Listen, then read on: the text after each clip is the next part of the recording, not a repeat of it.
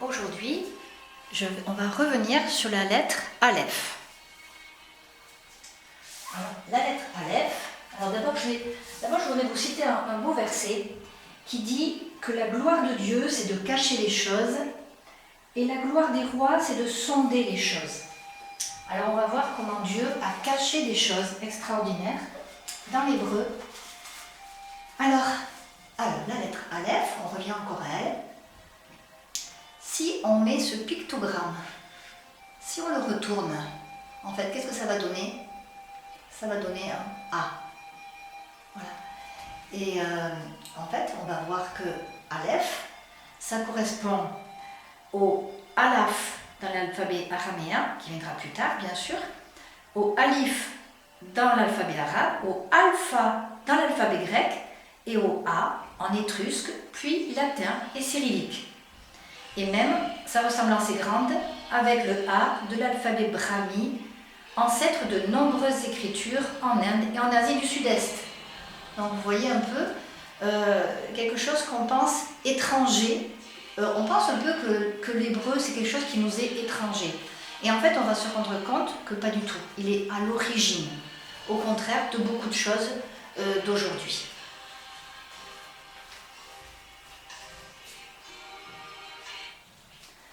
Donc, on va voir. Alors, on va faire quelque chose d'intéressant aujourd'hui. On va faire de la gématrie. Alors, on me dit, qu'est-ce que c'est que ça, la gématrie? Je connais la géométrie. Alors, la gématrie, c'est ce qu'on disait, ce que je vous disais, c'était qu'il y avait les lettres avaient un chiffre associé. Alors, si j'écris Aleph, alors Aleph, donc je rappelle que ça se lit dans ce sens-là. Aleph, ça va s'écrire Aleph, Lamed, on voit c'est le L, Lamed c'est le L, Lamed et ensuite P. Et le P c'est fait aussi F. Voilà, selon en fait les mots. Alors, Aleph 1, Lamed 30, P 80.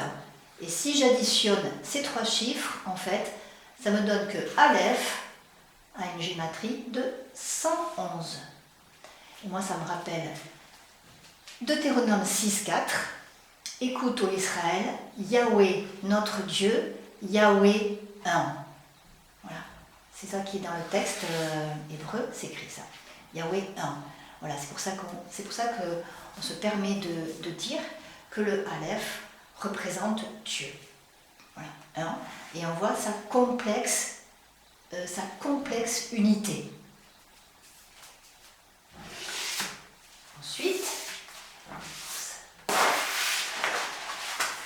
Ensuite, l'alphabet hébreu est composé de 22 lettres, et dans ces 22 lettres, il y a 7 lettres simples, et 15 lettres composées. Les lettres, donc on va donner l'exemple de Aleph, qui est une lettre composée. Alors, ici, on voit, elle est composée. Alors j'ai fait un dessin, je me suis inspirée de Michel-Ange, et vous allez voir l'association entre le dessin et la lettre Aleph. Bon, voilà. Alors, on a dit, Yod, c'est la main. Donc ici, j'ai dessiné la main. Vous vous souvenez du dessin, de la peinture de Michel-Ange avec la main de Dieu qui se tend vers la main de l'homme, mais ils ne peuvent se rejoindre. Donc, Yod. Et ensuite, ici, c'est la main de l'homme. Donc, elle vient du bas. Donc, du coup, j'ai mis le Yod à l'envers. Voilà. Et en fait, comment vont-elles se rejoindre? Elles vont se rejoindre avec un Vav.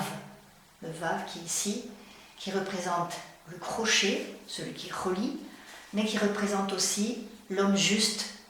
Et là, l'homme juste qui s'humilie. On voit, et l'homme juste qui s'humilie, et grâce à lui, les deux mains, les deux yods, vont pouvoir se réunir. Et l'homme juste qui s'humilie, c'est Jésus, qui s'humilie à la croix, qui prend nos péchés, pour que le Dieu Saint puisse être réuni, réconcilié avec nous, ou plutôt pour que nous puissions être réconciliés avec lui. Donc en fait là, qu'est-ce qu'on va voir? Ça va faire une autre gématrie. Yod 10, Vav 6, Yod 10. Et si je les additionne, j'ai 26. Et dans une précédente vidéo, on a vu que le nom de Dieu, Yahweh, en fait, si on additionne les chiffres aussi, Yod 10, 5, 6, 5, ça donne 26. Donc c'est là qu'on voit encore que le Aleph représente Dieu, Yahweh. Voilà, j'espère que cette vidéo vous a plu. Et voilà, à une autre fois pour d'autres découvertes.